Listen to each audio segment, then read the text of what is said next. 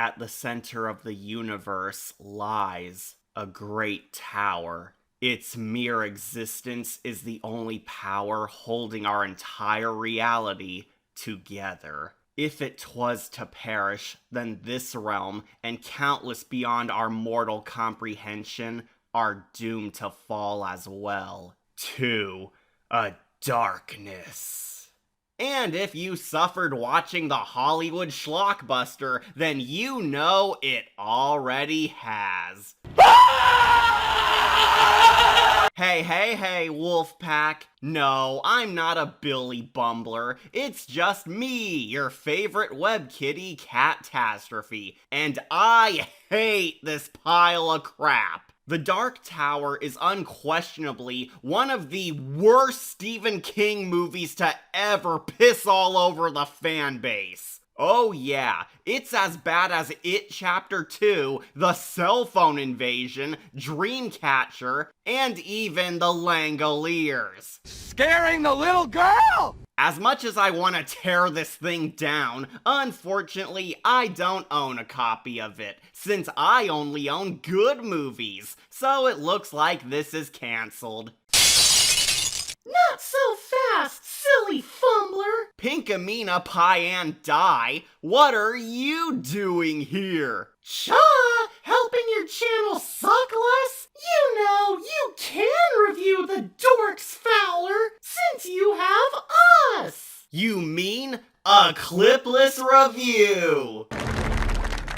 We paid $9 for this? I paid 10. And I'll help too. Scaredy cat, you actually want to lend a paw? Dynamite! I want to play too, and distract you so you won't see our big surprise. Huh? I mean, hang out with the cool cats. Okie dokie, you can be the innocent kid who gets tortured and traumatized. Yay! Wait, what? Too late! No backsies! This is the Dark Tower! For those of you who don't know or don't want to remember, the Dark Tower had a multi-million-dollar feature film, which was supposed to introduce the greatness of the Stephen Kingdom to a brand spanking new audience, as well as give you hardcore fans a well-deserved adaptation of a critically acclaimed masterpiece. The Dark Tower was a series of novels created by the Master of Fear, Stephen King. And you would never believe how massive this saga is for book nerds. The Dark Tower is considered Stephen King's Lord of the Rings, earned high praises for its creative universe, has tons of epic fan art online, and is considered the most important King epic of his lineup,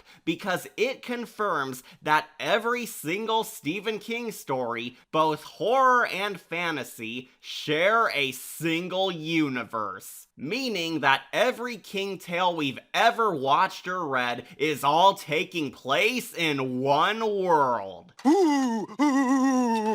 This element is super tight, but it's only one reason why this series was huge. The narrative is just as compelling in its own right, and it gave us a surreal tale that's crazy awesome. It's not very easy to simply tell you what this book saga is even about, because this is one of those franchises which was all over the place, containing such abstract ideas, overly complex story arcs, and a magic world that can't be put into words without issue. To put it bluntly, The Dark Tower is a horror fantasy following a group of misfits traversing the Stephen King multiverse in an attempt to prevent demons from hell from destroying a magical tower that defends all life, where wacky hijinks and grim nightmare fuel ensues. I cannot highly recommend reading this book series or its graphic novels enough. Check it out if you can't sit through Snowflake and Safe Space.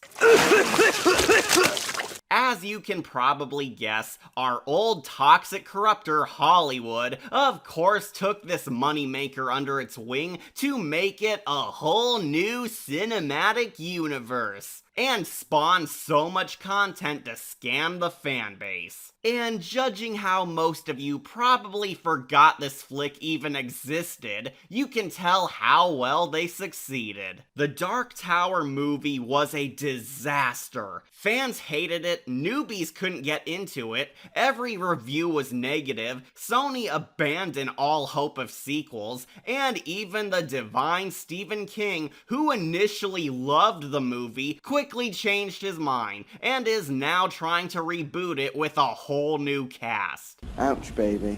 Very ouch. Yeah, this movie is a special awful, just awful. Yet weirdly, this try has gained somewhat of a cult following, made of some folks who like this abomination. You what?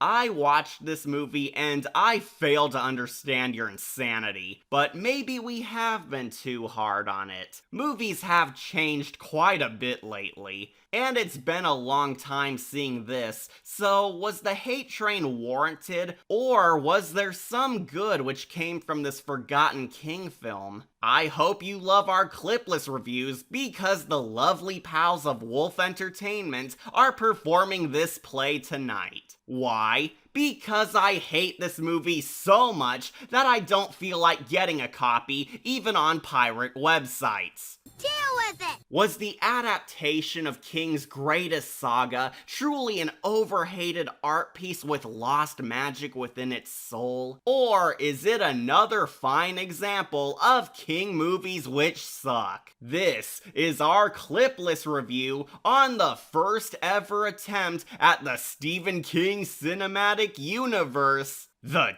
Dark Tower. I'm gonna scare the hell out of you.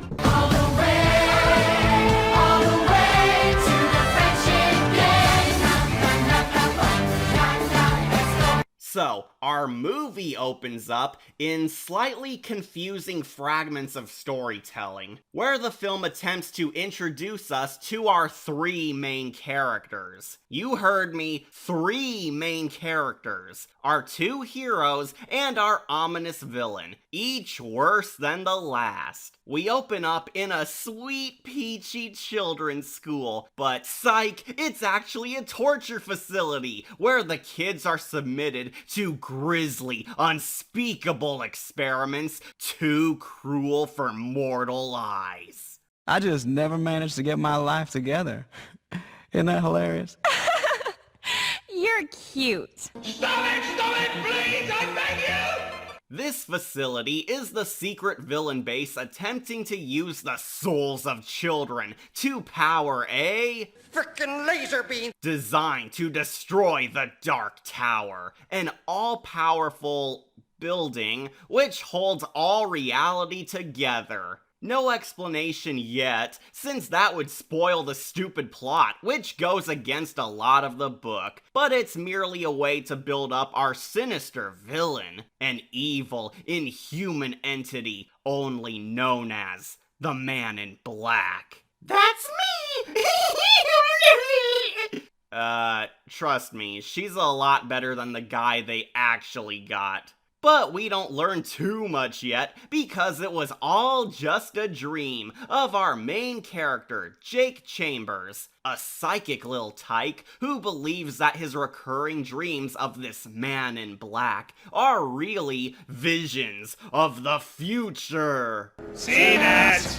Yep, another Stephen King tale with a magic psychic child who's the key to everything. That's me! While not exactly a fresh idea for King, Jake Chambers was an innocent, lovable kid hero who was forced to grow up fast, evolving into the true protagonist's real son, and coming into his own by the end. Jake Chambers is one of the most beloved heroes of the series, since he starts off so lovably kind before entering this nightmare world where he evolves into a wiser, noble soul. But in the movie, Jake is about as generic as a Chosen One archetype you can get, and receives approximately 0 character development in his own coming-of-age story. I just wanted someone to do Stephen King right. Tom Taylor does alright with what he's given, but he is not as great as his literary counterpart. Making things worse is that the studio added some changes. Mom, I just had the scariest dream! Oh, sweetie, you know these dreams are just night terrors from your loving firefighter father's tragic death. We'll get through this together. You know I love you. I love you too, Mommy. Wow! First minute! And they get absolutely everything about Jake's background completely wrong. Where to begin? Well, let's start with the bleeding obvious. Jake is nothing like his book version at all, as the studio gives him a whole new backstory, motivation, and even personality change, which was supposed to help modern audiences connect with him, but totally robs all uniqueness from the character. The only thing they got right was that Jake did have some powers, but he's pretty much an in-name only version in the movie. Not to mention his whole new family. Jake's parents were not a loving family. They were neglectful pricks who cared so little for the kid that they barely acknowledged his mere existence. Jake's dad wasn't a noble fireman who bravely fell in the line of duty. He was a corrupt newscaster who treated Jake like a pet, and his loving mother was a two-faced bitch who slept with like 20 guys and got drunk a lot. While King loves his abusive parents, Jake's were more so neglectful and just avoided their kid like the plague. They sucked so much that the family's frickin' housekeeper was more of a loving parent to Jake than they were. This living condition basically gave Jake the motivation to run away from home, since nobody wanted him, where he encounters the magical adventures that would change his life forever, and the heroes would evolve into his true family over his biological one. For some moronic reason, the movie alters the Chambers family completely into totally new people. Why? So we'd care for them? Jake spends most of his screen time with them acting strange and trying to warn them about his premonitions of the Towerverse, but of course, they don't believe him. Ooga booga booga! Well, if he's not going to do anything... Ha! Crazy moron. Oh, and despite killing off Jake's heroic fireman daddy, they replace him with an abusive stepdaddy, who pretty much neglects Jake instead, and essentially acts like the actual novel father, making this change superfluous. Huh? Let that sink in, folks. The film gets rid of Jake's original abusive daddy, only to replace him with an abusive stepdaddy. Yeah! There are so many stupid choices like this all throughout the movie, which goes to show how little the crew cared about being faithful to the source material. I just wanted someone to do Stephen King right. And Jake Chambers is just the first character who suffers big stupid changes. Jake has a loving mother, a normal life, a good dead daddy, and some jack-off stepdaddy who doesn't want to raise him. But for the most part, they turn him into a normal everyman playing off of the supernatural characters. This isn't Jake's life. If you're still wondering what's the difference here, well, this clip sums up the boy's family life perfectly. Hi, Daddy. At school today, they picked one kid to... Millie, it's in here again. Me sorry, Mr. Sir. Get out the room, dem dare you bother your father. Him unhappy him had you in the first place. Now come on, I'll let you rub some lotion on me elbows. So anyways, Jake has visions of a dark tower, a dark man, a dark cowboy, and a dark magical world beyond our reality. He believes there's some meaning behind it all, but his parents think he's cray-cray. His therapist somehow thinks these dreams of a giant tower and frickin' laser beams are a reaction to his old dad's death. And he spends all his time drawing out these odd visions. I'll give credit. I love how Jake's crazy pictures are really artist illustrations of the Dark Tower book series, appearing to wow the fans and give credit to the folks who made the novels. It's pretty cool. This is the nicest compliment I'll give, but don't get too comfortable. After getting some love from his caring mama, Jake has another psychic dream, where we're formally introduced to the true hero and villain of our arc. We cut to a magical city in ruins surrounded by bodies of dead cowboys, the perfect metaphor for this movie, where we fully see the Man in Black. For those of you unfamiliar, the Man in Black is by far one of the biggest, vital, and downright scariest villains of the Stephen King universe. This guy is an all-powerful, evil sorcerer who's fueled by the death, destruction, and pain of others unlucky enough to cross his path.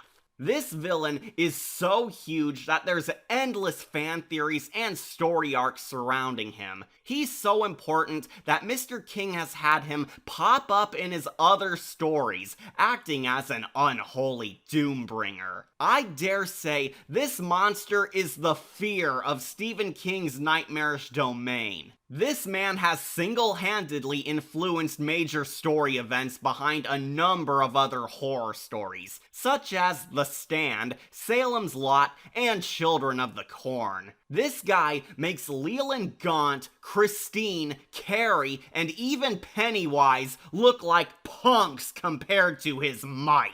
The Man in Black is believed to be a living embodiment of pure evil, and will stop at nothing to destroy that darn tower because he wants to kill all life across the multiverse, absorb the tower power, and become a god, where he'll remake the world in his image. Now, imagine that divine boogeyman who puts every king monster to shame and traumatized many readers being played by this guy. I was driving a handy car way before I got paid to drive one. I just like how it feels. Yeah, although our homegirl Pinky will be our leading lady. It's the cat in pink! I'm the woke version! I do have to point out this movie's greatest sin. The Man in Black, played by Matthew McConaughey. Holy crap, was this one of the worst casting decisions I have ever lived to see. Matthew McConaughey as a Stephen King monster. What drugs were you smoking? I'll put it bluntly. Matthew McConaughey is not scary. Oh lord, is he not scary. The guy talks in his iconic himbo drawl, looks emo, hams it up, and constantly looks like he needs to take a dump. Who made this choice? How did anyone make this decision? Oh, you know who should play one of Stephen King's most terrifying monsters? That dumbass from Dazed and Confused. Brilliant! This is, paws down, one of the worst casting choices in cinema. It's right up there with Vince Vaughn's Norman Bates and Mila Kunis's Wicked Witch levels of fail. The movie tries its damnedest to make sure you find McConaughey intimidating, but he's just not. Matthew is not a threatening dude, nor a commanding presence. He's a pretty boy dumbass who tries way too hard at the mustache twirling. You are just awful. You're one of the worst actors in the history of film, and I think that you need to go away. Every time the Man in Black does something horrifying, I laugh every time because Matthew's acting is never menacing and the book's magic does not translate well onto film. King has such abstract concepts and there's a limit to effects magic, so it usually looks doofy. It's just so bad it's good. I swear, the villain's a total cartoon baddie. His powers are meant to show us how evil and compelling he is, but it's so overblown it's Care Bears level of evil. There's a hilarious scene where, no Kitten, the Man in Black simply walks down the street and he's so evil that he encourages everybody around him to turn to the dark side. Yes, the Man in Black is super mean that he brings out the worst in people he passes by or merely talks to. He actually whispers hatred into a little girl by the park. Hate! Yes, for realsies, that happens. He's so evil that he inspires badness. This is meant to display the unholy skills this foe possesses, but it never feels creepy, and the character just comes across as a Captain Planet villain. When I first heard that Matthew McConaughey was casted as the Man in Black, I thought it was a joke. I thought the filmmakers were misleading us, or at least have Matthew portray Eddie, or even Oi. But nope, he's the ultimate villain of the Dark Tower movie, and it is disappointing. I'm so evil! Now burn!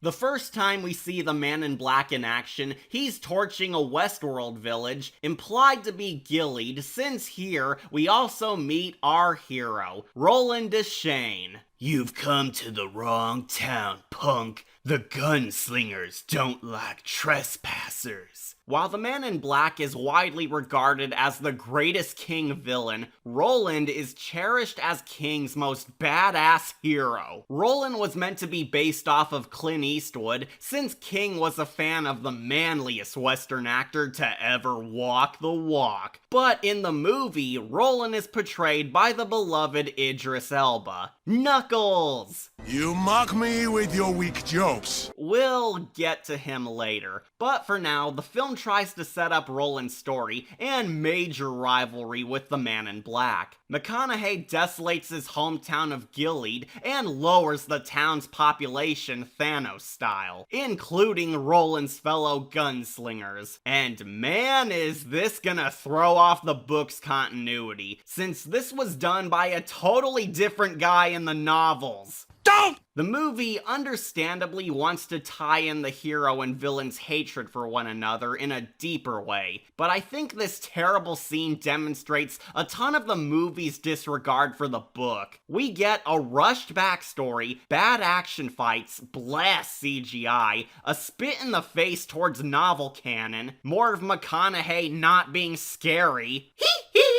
and an utter failure to get us attached to these characters. Roland and his elderly father make their final stand against the madman, but you don't really care or understand what the hell is going on, purging any emotion we should feel. Not to mention, it both fails to establish story lore and make the movie intense because it's just silly. Show no fear, son. The Gunslinger's code hasn't failed us yet. I'll always have your back. I love you, Pa. That bastard can't stop the two of us. Don't breathe! Ah!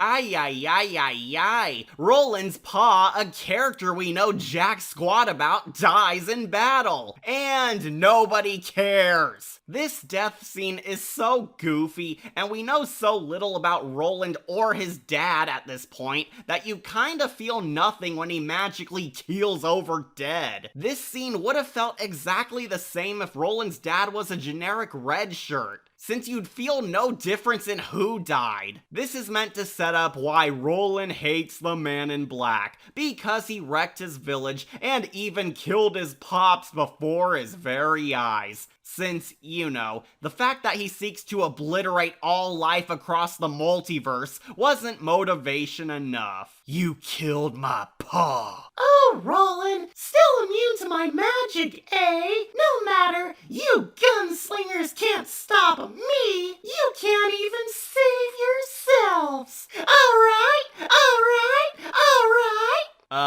Question? How is Roland immune to a divine demon's magic? Don't know. Oh, and despite popping over to the cowboy village to just say die, the man in black kills every gunslinger except for Roland, then just leaves.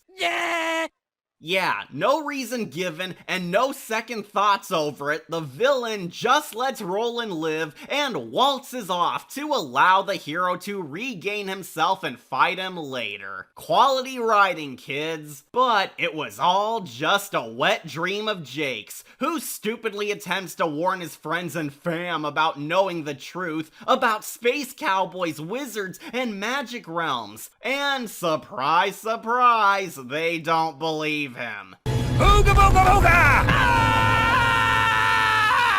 Well, if he's not going to do anything... Ha! Crazy moron.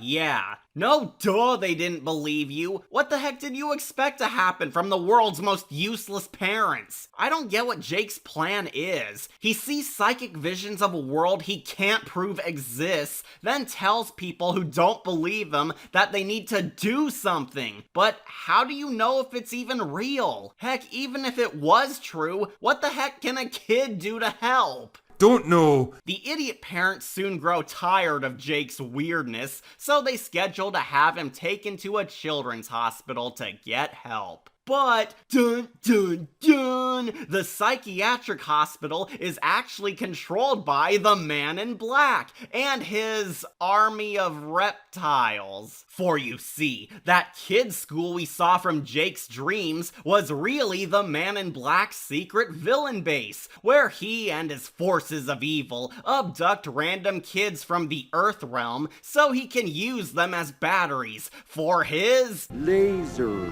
to blow up the Dark Tower. And rather conveniently, the hospital the parents called is the exact same one from his dreams, and Jake recognizes the staff as creatures he saw in his nightmares. The Man in Black has some kind of magic lizard minions who serve him and disguise themselves in cheap human skins to walk around the normal world undetected. The movie basically rips off the lizard aliens from the V miniseries. You're not even trying anymore, are you? I'll admit, it's a little cool seeing these creepy weirdos in off-putting human skin, but it's also kind of confusing, since the Man in Black has 100 of these reptile folks in his secret magic base too, fully dressed in the bad disguises. Why? What's the point of having them don disguises in the magic world where nobody can see them and they live in? Don't know. The reptile minions are never explained and are pretty much Power Ranger thugs for the heroes to kill and outwit.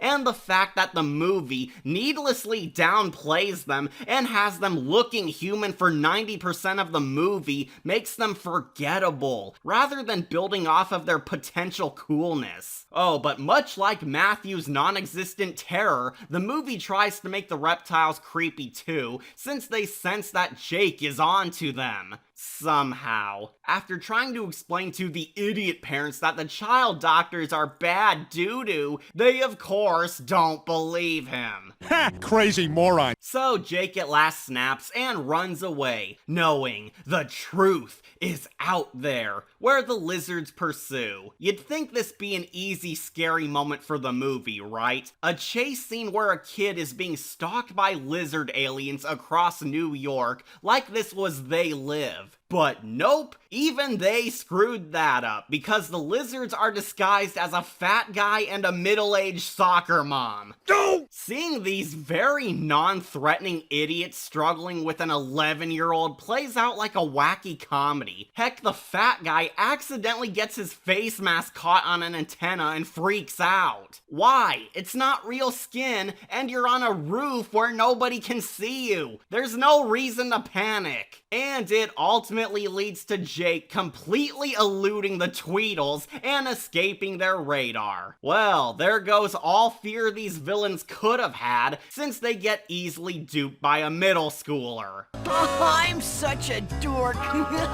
Eventually, Jake tracks a lead he had earlier, where he finds a magic house he saw from his psychic dreams, and explores it since he believes it houses answers. I do like how we find hints to the Stephen King universe throughout the building, such as sequel bait for the Crimson King, but when you get down to it, they're all just pointless references to tease the King movies, many of which fly right over your head if you don't know what they're alluding to, or are just there to make the hardcore fans clap like mindless seals because it reminds us of the good King tales. I'm kind of mixed on these minor details, since as a King fan, I do love seeing that the good movies are valued, but also it feels like Disney Star Wars with how forced these references get, and just jingle keys in front of the fans to wow them, to distract you from how bad this movie really is. Seeing a toy Christine or the number 1408 graffitied on a wall doesn't make me love this movie just cause we remember that.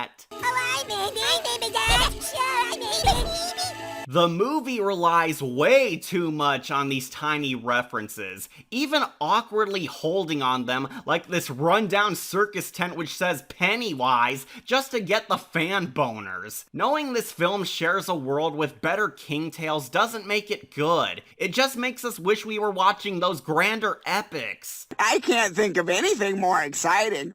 Oh my god, a water fountain! Oh, and just to piss you off, despite referencing the Crimson King, the character never appears in this movie at all, and was saved for the sequel, because these writers are morons who didn't think this script through. Yeah! Who is the Crimson King? Only the actual greater scope villain of the entire Dark Tower story arc, and the Man in Black's boss. But guess what? He was saved for the follow-up movies, which never happened, and the film thought Matthew McConaughey was scary enough to hold up the story. So, since he's unimportant to his own plot, I'm not going to bring him up a whole lot, because this movie, which wanted to sell us on the Dark Tower universe, didn't care. I can't take it anymore! I just want to die! We all want to die! Jake looks through the abandoned house, only to get attacked by a house monster. Oh no! Which suddenly dies. This is foreshadowing for Jake's secret superpower, which we'll go into detail later once it's fully revealed. But the anticlimactic death of the house spirit also gives you a hint of the thrill ride we're in for. Jake discovers that the house monster was guarding a magic portal leading to the parallel universe known as Midworld. Uh-oh! Now, in the book, the dimensional portal entries were these fantastical magic doors, which appeared out of nowhere and just looked super enchanting. They were literal magic doorways into a whole new world, and gave the book's universe a whimsical feel. In the film, the Midworld portals are bad CGI stargates that look as fake as an Asylum movie. I guess the movie wanted to add a sci-fi vibe to the adventure, since these portals do take you to alien worlds, but it just looks like a boom tube from Young Justice, or a bad Marvel movie effect. It lacks any of the grandiose of King's magical universe, and opts for a generic blockbuster design. Really disappointing. Speaking of lame, Jake, with no worries whatsoever, decides to jump into his Sliders portal and travel to the land of his drawings, hoping to find his answers, I guess, where we at last get to see Midworld on the big screen. And it sucks. Holy lobstrosities, does Midworld disappoint? Midworld is supposed to be this warped, unreal dimension full of wonder, magic, abstract visuals, and best of all, vague nightmares hidden around every corner. The movie Midworld lacks all of that, and is just so hideous to look at. I've held off on saying this since there's a lot to discuss, but this movie looks ugly. So ugly. The Dark Tower has some of King's most gorgeous, unnerving imagery, but with the exception of the tower, there's not much visually stunning cinematography in this at all. Every shot is boring, colorless, drowsy, and super uninteresting to look at. Where it hurts the most is in Midworld. This is supposed to be a magic world of dreams, nightmares, and adventure, but you do not feel impressed looking at it here. What cool stuff is in movie Midworld? Well, we have barren deserts, barren forests, barren mountains, barren fields, and the Man in Black's grungy abandoned factory of a home base, which looks like a warehouse you'd see in real life streets. They're hideous. Yeah, don't you just feel the magic? This dreary, empty, vast wasteland of an alien dimension looks like an empty environment you'd see driving down a dirt road. This is lame. Midworld looks exactly like our normal everyday world, and that's a problem, because all the magic and mythical creatures are barely present. Are we supposed to be in awe when Jake gazes upon a bad CGI fart cloud, or spots the wreckage of Blaine the monorail, which looks like diarrhea? This isn't Midworld. This is an empty dump polluted with crap. It's so bland and boring. Who would want Adventure Time here? It's just uninteresting. Take note, Lucasfilm. The desert is boring. I'm so sick of movies and shows filming out in the desert just because it's cheap. You gotta have a decent story to make up for an empty void of nothing, and this movie is about as bad as the Book of Boba Fett. So you can guess how memorable Midworld was. It's so lifeless that Jake doesn't even seem affected that alien planets are real and he's trapped on one for Lord knows how long. Sweet, a carnival! I hope they have balloons! But we got a bad plot to complete. Jake explores not Tatooine until he finally encounters Roland. You're the man of my dreams! I don't do kids. Wait, I know you. I've seen you before. You want to stop the Man in Black. You know the Man in Black? I'll kill you. Boo!